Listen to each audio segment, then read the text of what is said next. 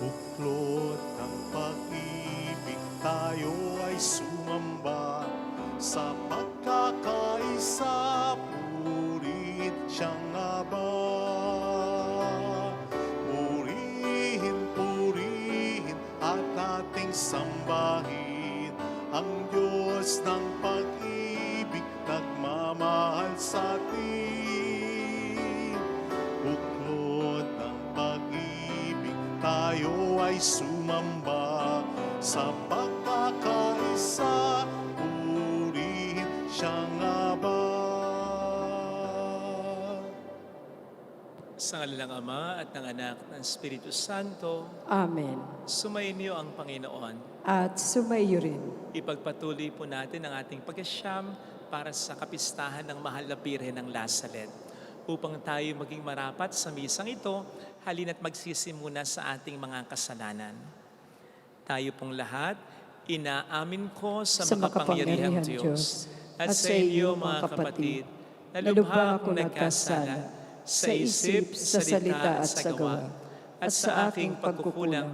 Kaya sinasamo ko sa Mahal na Birheng Maria, sa lahat ng mga anghel at mga banal, at sa inyo mga kapatid, na ako'y panalangin sa Panginoong ating Diyos.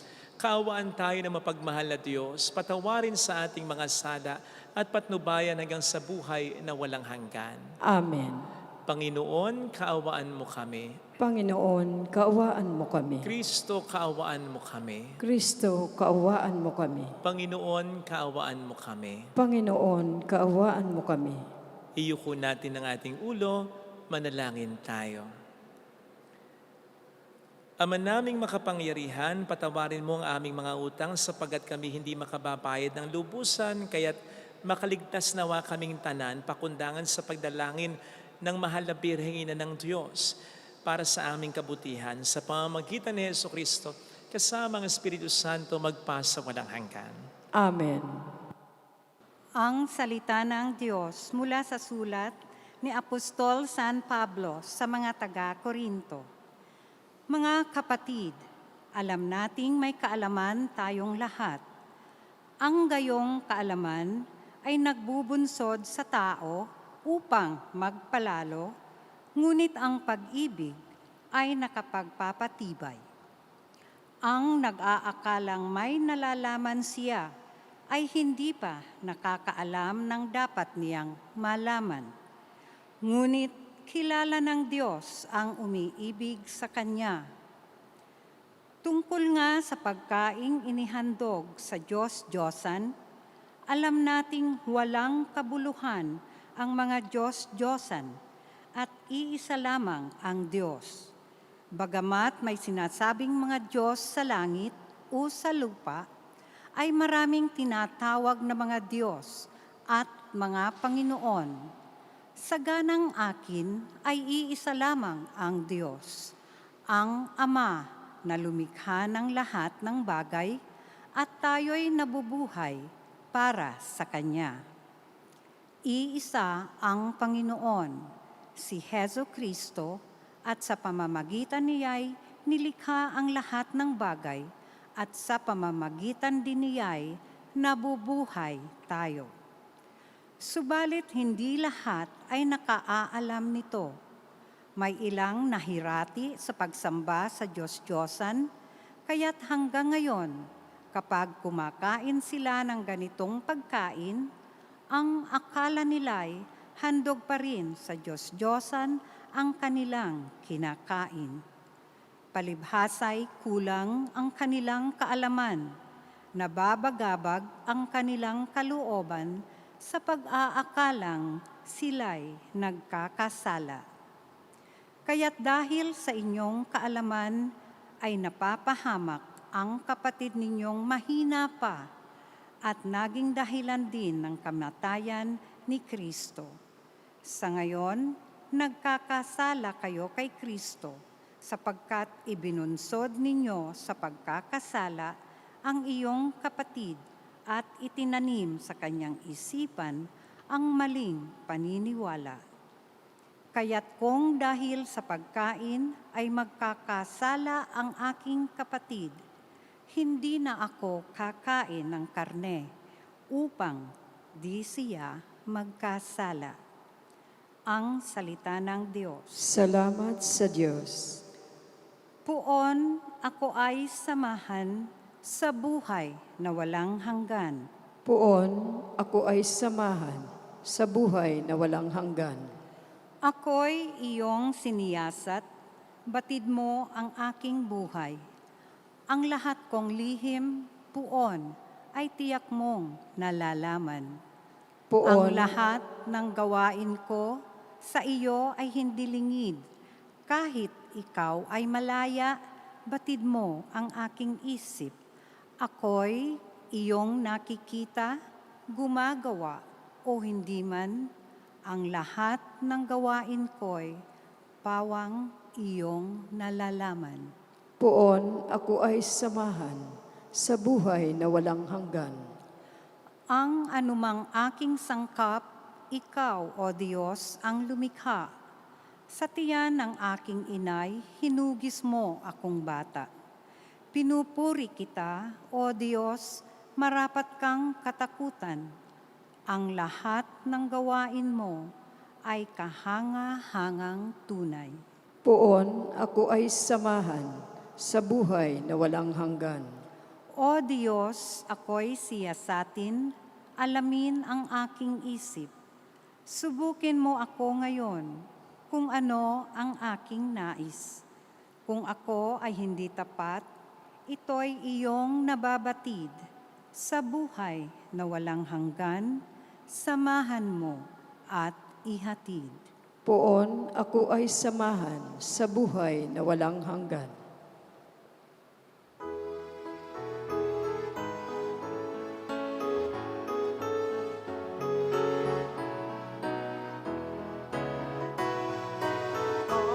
Alleluia, alleluia, alleluia. Alleluia, alleluia, alleluia.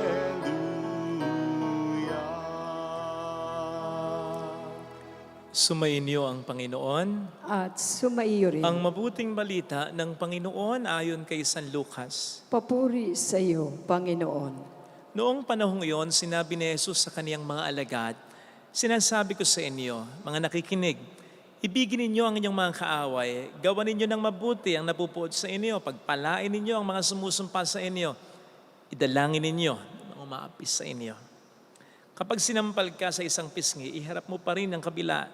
Kapag inaagaw ang iyong balabal, ibigay mo pati ang iyong baro. Bigyan mo ang bawat nanghihingi sa iyo. At kung may kumuha sa iyong ari-arian, huwag mo nang bawiin pa ang mga iyon. Gawin ninyo sa iba ang ibig ninyong gawin nila sa inyo. Kung iibigin lamang ninyo ay ang mga umiibig sa inyo, ano pang gantimpala ang inyong ihintayin? Kahit ang mga makasalanan ay umiibig din sa mga umiibig sa kanila. At kung ang gagawan lamang ninyo ng mabuti, ang gumagawa sa inyo ng mabuti, ano pang gantimpala ang inyong ihintayin? Kahit ang mga makasalanan ay gumagawa rin ito. Kung ang pahihiramin lamang ninyo ay ang mga taong inaasahan ninyo makababayad sa inyo, ano pang gantimpala ang inyong ihintayin? Kahit ang mga makasalanan ay nagpapahiram din sa mga makasalanan sa pag-asa ang mga ito'y makababayad. Sa halip, ibigin ninyo ang inyong mga kaaway at gawan ninyo sila ng mabuti. Magpahiram kayo na hindi umaasa ng anumang kabayaran. Sa gayon, malaking gantimpala ang tatanguhin ninyo at kayo'y magiging mga anak ng kataas-taasan. sapagkat siya'y mabuti sa masama at sa mga hindi marunong tumanaw ng utang na loob. Maging mahabagin kayo gaya ng inyong ama. Huwag kayong humatol at hindi kayo hahatulan ng Diyos. Huwag kayong magparusa at hindi kayo parurusahan ng Diyos. Magpatawad kayo sa inyong kapwa at patatawarin kayo ng Diyos. Magbigay kayo at bibigyan kayo ng Diyos. Sustong takal, siksik, liglig at umaapaw pa ang bibigay sa inyo. Sapagkat ang takalang ginagamit ninyo sa iba, ang siya rin gagamitin ng Diyos sa inyo. Mga kapatid, ang mabuting balita ng Panginoon. Pinupuri ka namin, Panginoong Hesukristo. Welcome po sa Our Lady of La Salette, Quasay Parish, kung saan ayos lang umiyak.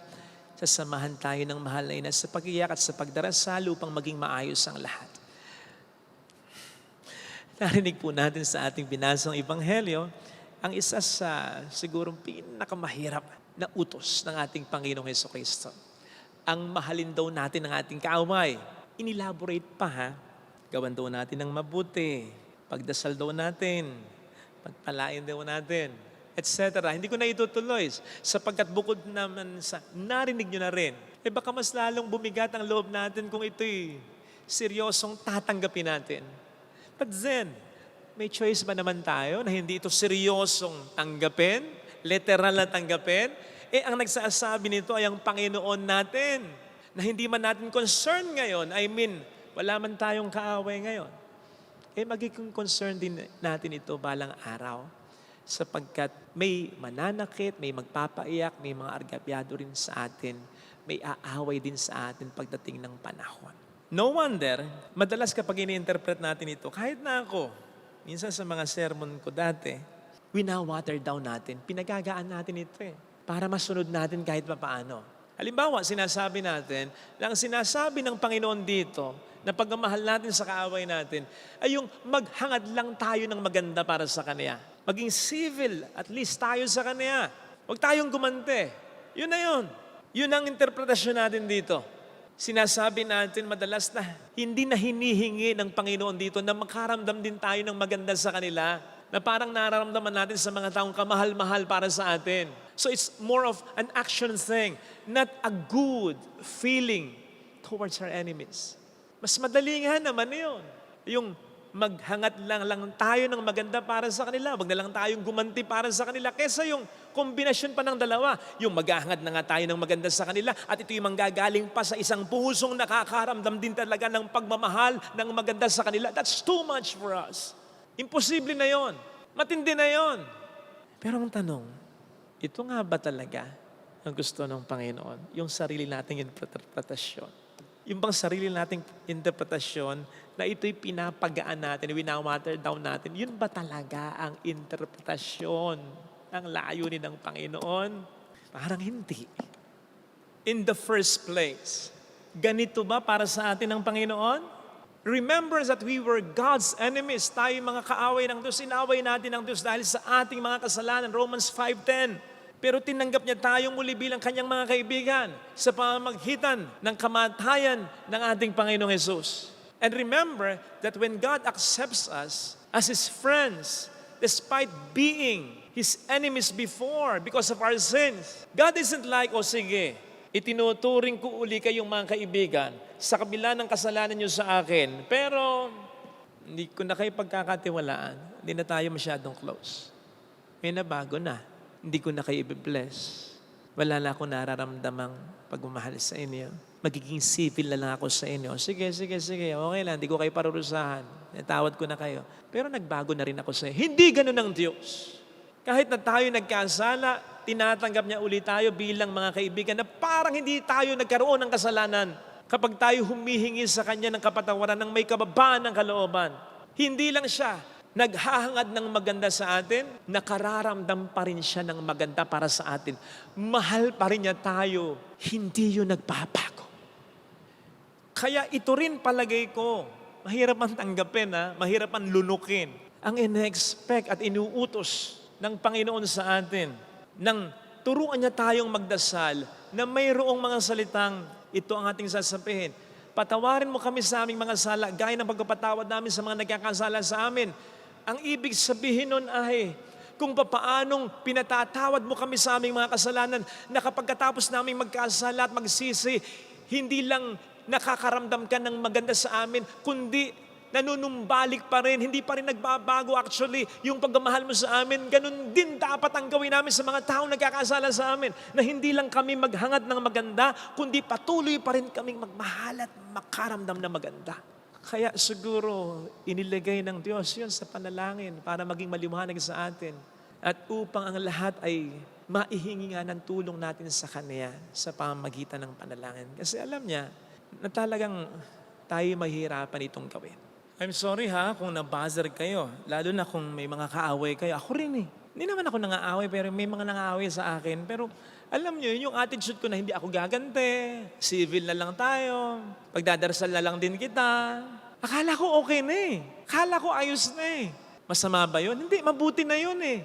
Pero kung titingnan po ninyo yung sinasabi dito ng Panginoon, sabi niya kapag sinampal ka sa isang pisngi, hindi naman niya sinabing wag kang gagante, tumalikod ka na lang, okay na yun. Sabi niya dito bigay mo pa yung kapilang pisngi. Kapag may nanghiram sa'yo at hindi nagbayad, kapag may kumuha ng isang bagay sa'yo, sinabi ba niyang, sige, wag mo nang singilin. Wag mo nang singilin, tumalikod ka na. Hindi yun ang sinabi niya eh. Bagamat okay na yun. Ang sinabi niya ibigay mo pa yung iba. Di ba? So ang pinapagawa sa atin ng Panginoon dito, hindi lang yung mabuti na interpretasyon natin. Ang pinapagawa ng Panginoon dito, maliwanag, ay yung mas lalong mabuti. Hindi lang yung basta mabuti, kundi yung mas lalo na pinakamabuti. Kasi ganun na ang Diyos sa atin eh. Sa kabila ng paulit-ulit nating pagkakasala, we are still blessed, we are still loved, we are still accepted. Hindi nagbabago ang Diyos. Kaya sa palagay ko, yun din ang kanyang inuutos. You know what? Hindi ko talaga sigurado kung anong klaseng mundo ang magkakaroon tayo kung lahat ng tao susundin mismo yung sinasabi dito ni Kristo. Yung hindi lang tayo maghahangad ng maganda sa mga umaaway o nakakaaway natin, kundi yung magkakaroon din tayo ng magandang pakiramdam sa kanila. Yung hindi magbabago ang ating pagmamahal sa kanila. Hindi ko alam kung anong klaseng mundo magkakaroon tayo. Pupwedeng may mga umabuso, pupwedeng may mga abusuhin. But we don't know. Because we haven't tried this. Hindi pa natin sinusubukan ito. Hindi pa ito sinusubukan ng lahat ng tao, ng lahat ng bansa sa buong mundo. Paano kung ito talaga yung magpapanibago ng mundong ito? Di ba? Kaya wag tayong pakasigurado na magkakaletse-letse lang ang buhay natin kung susundin talaga natin ang tinuturo dito ni Kristo. Kasi hindi pa natin naman nagawa ito. Dahil madalas, ang pinipili natin at pinipilit natin ay yung ating interpretasyon at gusto. Tingnan po ninyo, nung magkatawang tao ang ating Panginoong Jesucristo, nang magsimula siyang mangaral, anong sabi niya? Isa sa mga pinakaunang salita, repent, for the kingdom of heaven is at hand. Magbagong buhay kayo, magsisi kayo. Sapagkat narito na ang paghahari ng Diyos sa mundo. Isipin po ninyo, kung tama na yung ginagawa natin, halimbawa, sa pagmamahal natin sa kaaway natin, yun pa ba ang sasabihin ng Panginoon sa atin? Kung tama na yung ginagawa natin sa pagmamahal natin sa mga kaaway natin, edi sana, hindi na niya sasabing repent. Sana sabihin na lang niya, just go on with what you're doing, walang mali na ginagawa ninyo. Hindi, sabi niya, repent. Mali yung ginagawa ninyo. Mali yung paraan ninyo. Yun naman ang sabi ng Panginoon, my ways are not like your ways. My thoughts are not like your thoughts. Pinipilit natin ang gusto natin, ang interpretasyon natin, tapos magtataka tayo kung bakit hindi talaga natin fully, totally maramdaman ang paghahari ng Diyos sa mundong ito, maging sa buhay na lang natin mismo. Nevertheless, while it is true na pwedeng hindi pa rin naman natin mabago ang mundo, kung ang gagawin nating paraan ay yung paraan ng Diyos, lalo na sa pagmamahal sa kaaway, sa palagay ko hindi na yun ganong mahalaga kung ikukumpara sa pwedeng magawa sa atin ito, sa ating pagkatao. I mean, I'm not just speaking about here, freeing ourselves from anger. No. Not just that. But being His true sons and daughters. O hindi ba't yun ang sabi niya, kapag tayo'y nagmamahal ng ating kaaway, sa paraan niya, tayo nagiging tunay na mga anak niya. Sa paraan niya na hindi lang naghahangad ng maganda sa mga umaaway sa Kanya, kundi nakararamdam pa rin ng walang pagbabago na ganun pa rin kaganda. Tayo mas natutulad sa Kanya. Yun ang sinabi ko dun sa isang may bahay na paalam ako na kukwento ko sa inyo. Yung asawa niya, unfaithful sa kanya, alam niya, hindi lang nahuli, mami na. Pero yun, sabi ng kanyang asawa, hayaan na lang muna siya. Sabi ng kanyang asawa, hayaan mo na lamang muna ako na ganito. Yun, may third party. Dahil nakatutulong sa atin ito, napakaraming dahilan. Sabi nga niya, Father, para pakiramdam ko, mahal na rin niya yung babae. Kinausap na rin daw ng mga anak nila, ayaw, ganun pa rin daw. Father, ang sakit, nahirapan ako. Pero mahal ko siya. Kaya I'm staying. Not just more for our children, but also for him. Iisip ko na lang na matauhan na siya, bumalik na siya sa akin. Alam niyo, ang laki ng temptation sa akin. Wala, alam mo na. Di pwede yan Pinabababa mo yung dangal mo Ang laki ng tukso sa akin. Nasabihin sa kanya yun. Pero siya itong nagsabi sa akin. Siya itong nagpahiwatig sa akin.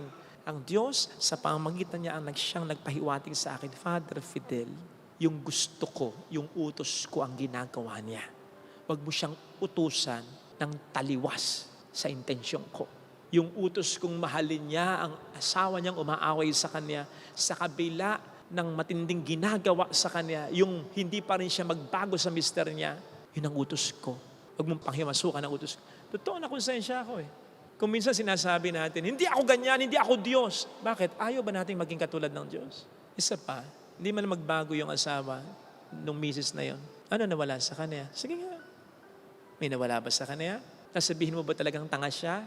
Kaya mo ba yung ginagawa niya? Hindi kaya mas matalino siya? Kasi mas tama yung ginagawa niya. Tama po na mahirap ito. Pero hindi nga kaya nagiging mahirap o napakahirap. Kasi pilit talaga nating pinipilit ang interpretasyon at gusto natin dito. Sabi nga po sa ating unang pagbasa, ang kaalaman natin ang nagbubunsod sa atin na maging mayabang dahil ang nag-aakala na mayroon siyang nalalaman na ay hindi pa talaga nakakaalam ng dapat niyang malaman. So wag po nating ipilit yung nalalaman natin kasi hindi natin marirealize yung dapat nating malaman. Yung ipinapaunawa sa atin ng Diyos, yung kanyang paraan, hindi ang ating paraan. Wag nating ipilit yung gusto natin. Huwag tayong masanay sa nakagisan natin. Ang Panginoon mismo ang nagsabi, di ba? No one who has been drinking the old wine will desire new wine. For He says, the old is good. Pero tandaan natin, ang hangad ng Panginoon sa atin, it's not just a good life, not even a better kind of life, but the best life. So ang pinapagawa niya sa atin, hindi lang basta mabuti, hindi lang basta mas mabuti, kundi yung pinakamabuti, upang yung pinakamabuti niyang kalooban sa atin ang siyang mangyayari. At ang pinakamabuti niyang kalooban sa atin ay yung maitulad natin sa kanyang ating sarili. Mahirap, pero itong pinapagawa ng Diyos sa atin na pinakamakatutulong hindi lang sa mundo, kundi lalong-lalo na sa sarili natin. Hindi man natin mapago ang mundo, hindi mo man mapago ang asawa mo, hindi mo man mapago ang anak mo. Dahil sa napakatinding pagkamahal mo na hindi ka lang naghahangad, kundi nakakaramdam pa rin ng maganda para sa Kanya. O hindi mo kawalan yon, kawalan niya yon. Dahil sinayang niya yon. Pero hindi sasayangin ng Panginoon ang effort mong ganon. Mas ipaparamdam ng Panginoon sa iyo ang Kaniyang magandang balakin sa buhay mo. Amen. Lagay natin ang ating kanang kamay sa tapat ng ating puso.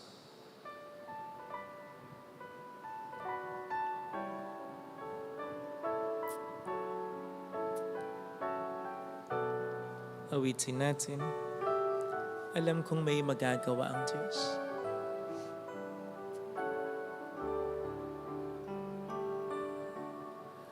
Alam kong may magagawa ang Diyos. Alam kong may magagawa ang Diyos.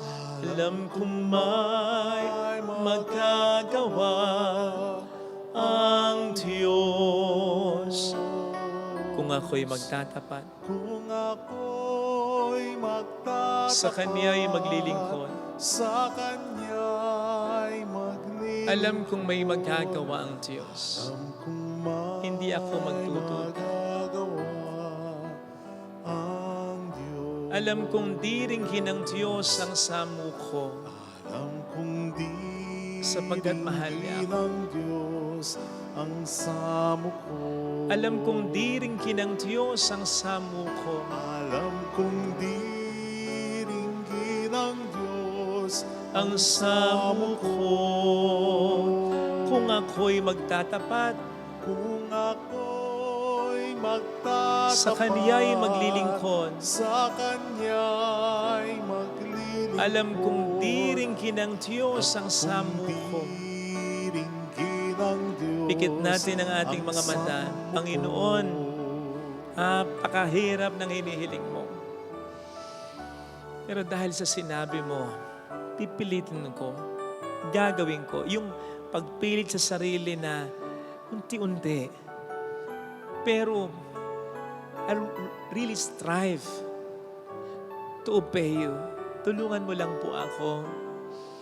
Hindi ko kaya ito nang ako lang. Sapagkat mas nanunuot ang galit ko o yung sakit na nararamdaman ko. Parang imposible yung hinihingi mo, pero alam kong walang imposible sa'yo. Tulungan mo ako matulad sa'yo.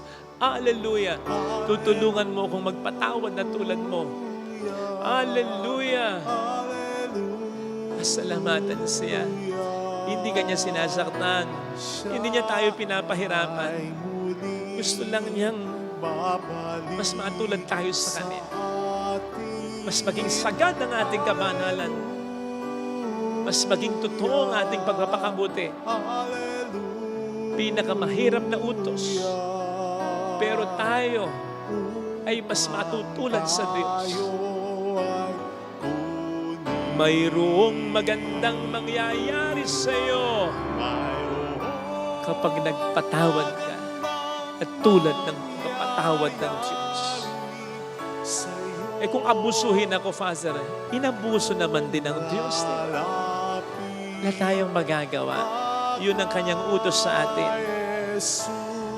Pero tutulungan niya tayong gawin ito kasi alam niya, naranasan niyang mahirap ito. Sapat ang biyayang ibibigay ni Kristo. Pagkatiwalaan natin siya. Papuri sa Ama at sa Anak sa Espiritu Santo. Kapara nung unang-una ngayon at magpakailanman, magpa sa walang hanggan. Amen. Pag-aalay.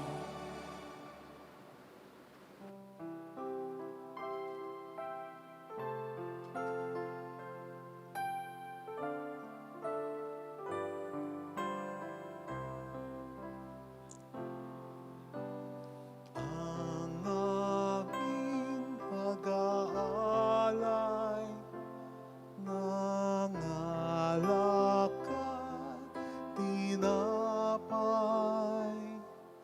naway maging iyong dugo't katawan, pagkain ng buhay. Aming isasalo sa banal na alay mo, kaunti naming nakayanan at pagtulong, pag-asa ng buhay.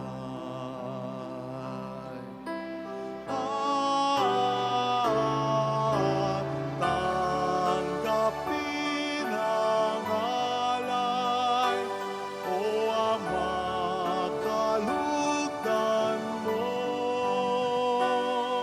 mula sa iyong anak, bugtong mong anak, biyaya ng buhay. Manalangin tayo, pang ating handog ay maging kalugod-lugod sa Diyos sa mga makapangyarihan. Tanggapin nawa ng Panginoon itong paghain sa iyong mga kamay, sa kapurihan niya at karangalan sa ating kapakinabangan at sa buong sambayanan niyang banal. Ama naming lumikha, ang iyong nagkatawang taong anak ay tumulong nawa sa aming ginagawa upang siya na iluluwal ni Maria nang di bumawas kundi lalo pang nagpaganap sa pagkabirhen ay magpagindapat na kalugdan mo ang aming paghahain sa ikapagkapatawad ng mga kasalanan namin sapagkat siya ang Panginoong kasama mo at ang Espiritu Santo magpasa walang hanggan. Amen. Sumainyo ang Panginoon. At sumaiyo rin. Itaas sa Diyos ang inyong puso at diwa. Itinaas na namin sa Panginoon. Pasalamatan ng Panginoong ating Diyos. Marapat na siya ay pasalamatan. Ama naming makapangyarihan, tunay ngang marapat na ikaw ay pasalamatan ngayong ang mahal na birhen ng Lasalet ay aming pinararangalan. Bukod mong pinagpalang sa babaeng lahat, ang mahal na birheng totoong mapalad na iyong piniling maging ina ng iyong anak nung isugo mo siya bilang aming Mesiyas. Sa kapangyarihan ng Espiritong Banal, ang Birheng Maria ay naging inang tunay ng iyong anak na kanyang isinilang bilang liwanag nitong sanlibutan. Kaya kaisa ng mga anghel na nagsisiawit ng papuri sa iyo ng walang humpay sa kalangitan, kami nagpupunyi sa iyong kadakilaan. Santo, Santo, Santo, Panginoong Diyos ng mga hukbo, napupuno ang langit at lupa ng kadakilaan mo. Usana sa kaitaasan. Pinagpala ang naparirito sa ngalan ng Panginoon. Usana sa kaitaasan. Ama naming banal, ikaw po ang bukal ng tanang kabanalan, kaya sa pamamagitan po ng iyong Espiritu, gawin mong banal ang mga kaloob na ito upang para sa amin ay maging katawan at dugo ng iyong anak na aming Panginoong Hesukristo. Bago niya pinagtiis ang kusang loob na maging handog, ginawa kaniya ang tinapay, pinasalamatan kaniya, pinaghati-hati niya iyon, niabot sa kaniyang mga alagad at sinabi, tanggapin ninyong lahat ito at kanin. Ito ang aking katawan na ihahandog para sa inyo.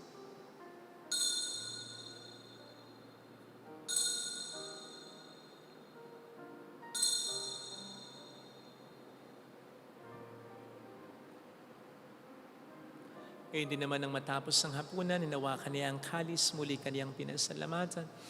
Iniabot niya ang kalis sa kaniyang mga alagad at sinabi, tanggapin ninyong lahat ito at inumin. Ito ang kalis ng aking dugo ng bago at walang hanggang tipan. Ang aking dugo na ibubuhos para sa inyo at para sa lahat. Sa ikapagpatawad ng mga kasalanan, gawin niyo ito sa pag-alala sa akin.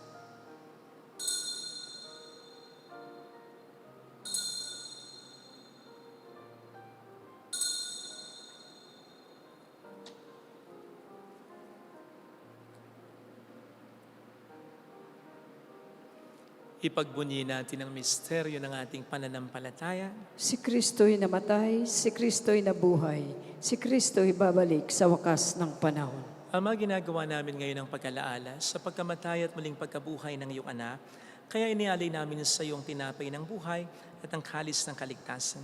Kami po'y nagpapasalamat dahil kami iyong minarapat na tumayo sa harap mo para maglingkod sa iyo. Isinasamo namin kami na magsasalo sa katawan at dugo ni Kristo, ay mabuklod sa pagkakaisa sa pamamagitan ng Espiritu Santo. Ama, lingapin mo ang iyong simbahang laganap sa buong daigdig. Puspusin mo kami sa pag-ibig. Kaisa ni Francisco na aming Papa, ni Dennis na aming Obispo at ang Tanang Kaparian. Alalahanin mo po ang mga kapatid naming nahimlay nang may pag-asang sila'y muling mabubuhay, lalo ng aming mga mahal sa buhay na namatay na. Kaawaan mo sila at patuloyin sa iyong kaliwanagan. Kaawaan mo at paging tapatin kaming lahat na makasalo sa iyong buhay na walang wakas. Kaisa ang mahal na Birhen ng Lasalet, ang ina ng Diyos, isanuse ang kabiyak ng kanyang puso lahat ng mga banal na namuhay dito sa daigdig ng kalugod-lugod sa iyo. May pagdiwang nawa namin ang pagpupuri sa ikararangal mo sa pamamagitan ng iyong anak na aming Panginoong Hesukristo. Sa pamamagitan ni Kristo, kasama niya at sa Kanya, ang lahat ng parangal, papuri ay sa iyo, Diyos samang makapangyarihan, kasama ang Espiritu Santo magpasa walang hanggan. Amen. Tumawag tayo sa Ama.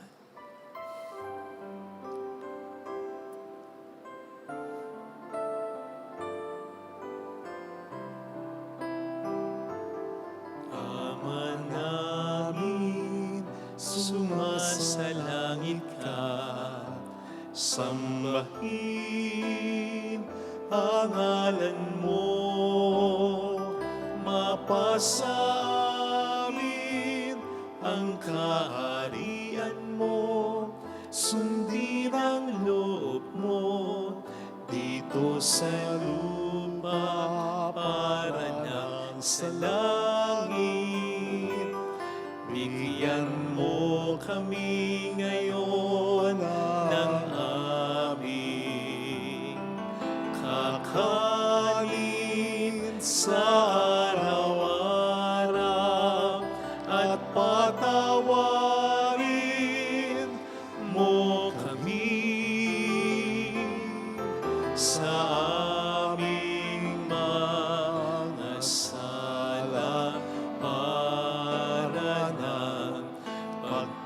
Ipapatawad namin sa nagkakasala sa amin, at huwag mo kaming ipaintulot sa tukso, at ihadya mo kami sa lahat ng masama. Niling namin kami adya sa lahat ng masama, pagkalooban ng kapayapaan araw-araw, samantalang aming pinaghahandaan ang dakilang araw ng pagpapahayag ng tagapagligtas naming si Heso Kristo. Sapagkat iyo ang kaharian, ang kapangyarihan at ang kapurihan magpakailanman. Amen. Panginoong Heso Kristo, sinabi mo noon, sinasabi mo rin sa amin ngayon, kapayapaan ang iniiwan ko sa inyo, aking kapayapaan ang binibigay ko. Tunghayin mo ang aming pananampalataya, huwag ang aming pagkakasala. Pagkalooban mo kami ng kapayapaan at pagkakaisa yun sa iyong kalooban. Kasama ang Espiritu Santo magpasa walang hanggan. Amen. Ang kapayapaan ng Panginoon ay sumainyo nawang lahat. At sumaiyo rin. Magbigayan tayo ng kapayapaan sa isa't isa. Kapayapaan po, peace be. Kordero ng Diyos na nag-aalis ng mga kasalanan ng sanlibutan, maawa ka sa amin. Kordero ng Diyos na nag-aalis ng mga kasalanan ng sanlibutan, maawa ka sa amin. Kordero ng Diyos na nag-aalis ng mga kasalanan ng sanlibutan, ipagkaloob mo sa amin ang kapayapaan.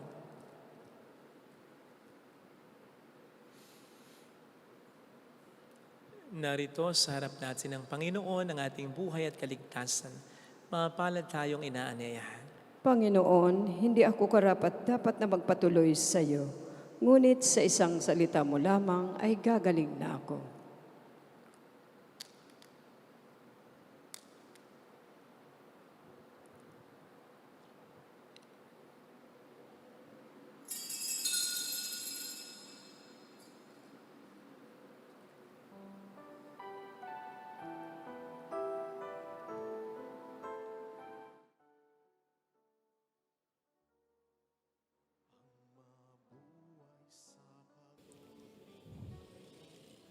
Panalangin para sa espiritual na pakikinabang.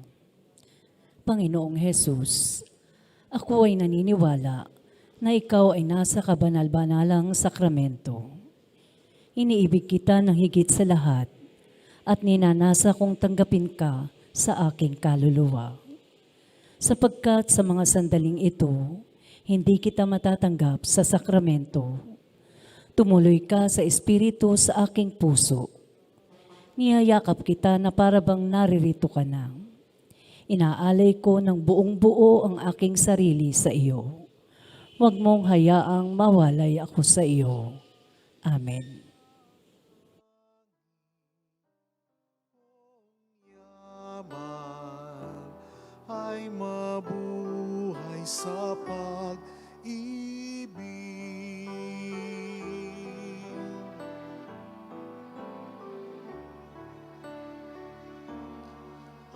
Mabuhay sa pag-ibig ay paglalaya, na hantungay payapat may galak, sa maalab na udyok ng pag-ibig. Hinahanap kita sa aking kapwa, ang siyang laging tumatanglaw, bituin sa aking patnubay, diwa sa paglalakbay, sandigan lakas at tibay, laging hawi ang sagisa, ang mabuhay sa pag-ibig. Ang tanging kong yaman ay mabuhay sa pag-ibig.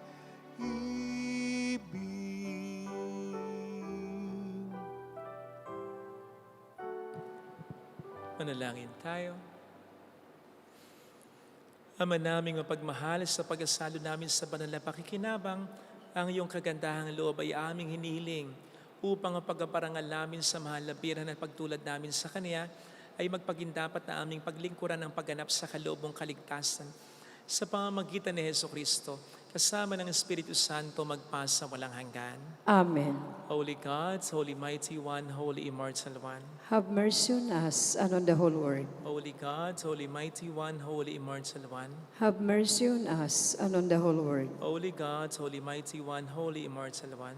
Have mercy on us and on the whole world. Jesus, King of Mercy, We trust in you. alalahanin, Alalahanin o mahal na Birhen ng Lasalet, ina ng pag-asa. Ikaw ang nagpapaalala sa amin magbalik loob sa Ama. Ito ang nagpapatunay na ang kagandahan loob mo'y nanatiling busilak. Sa pag-aalugam mo sa amin, tungkulin mo'y tinupad. Sa paanan ni Kristo, itinuring mo kaming mga tunay mong anak. Kaya ninais mong ni Isay huwag mapahamak, maging sa iyong walang tigil na pananalangin, pati luhay pumatak. Huwag naman mawala ng saysay ang iyong paghihirap. Hiling nawa namin sa iyo o aming inang liyag, na matapos ang pakikibaka namin sa mundong ito at sa pananatili naming tapat kay Kristo, sa kapurihan mo'y makibahagi kaming ganap, upang kung nasaan ka ngayon ay maparoon din kaming lahat, at ang kaganawan o ng kalwalatian ng Diyos Amay, tuluyang matupad siya'y nawa. mahal na birhen ng Lasalet, tagapagkasundo ng mga makasalanan. Ipanalangin mo kami, walang patid kami mga dumudulog sa iyo. Maraming salamat po sa patuloy niyong pananalangin at pagtulong. Sumayin niyo ang Panginoon. At sumaiyo rin. Palayan kayo kasama ang ating pamilya na mapagmahal at Diyos, ng Ama at ng Anak, ng Espiritu Santo. Amen. Umayo tayo sa kapayapaan ni Kristo. Salamat sa Diyos. Salamat din po.